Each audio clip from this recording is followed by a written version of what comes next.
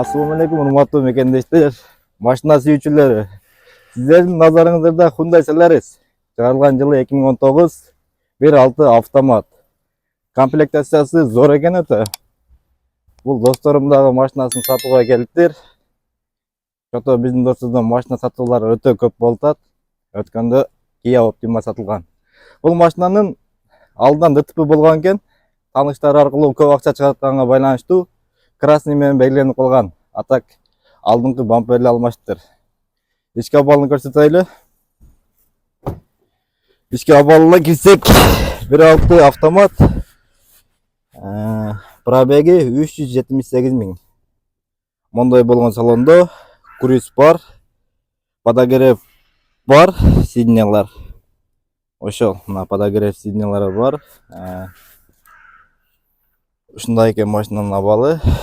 Чехолдору жинди, эвакориктери бар.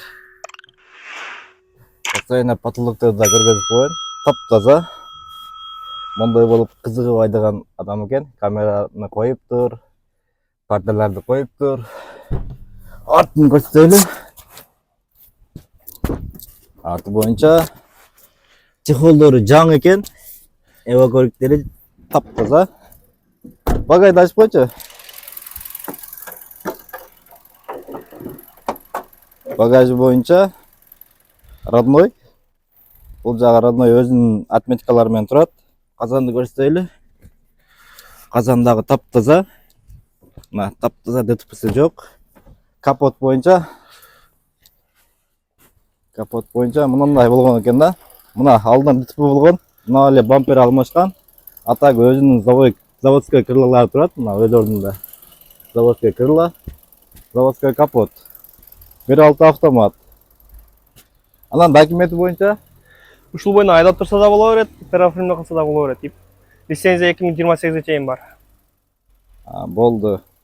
Муну канча деп коебуз эми?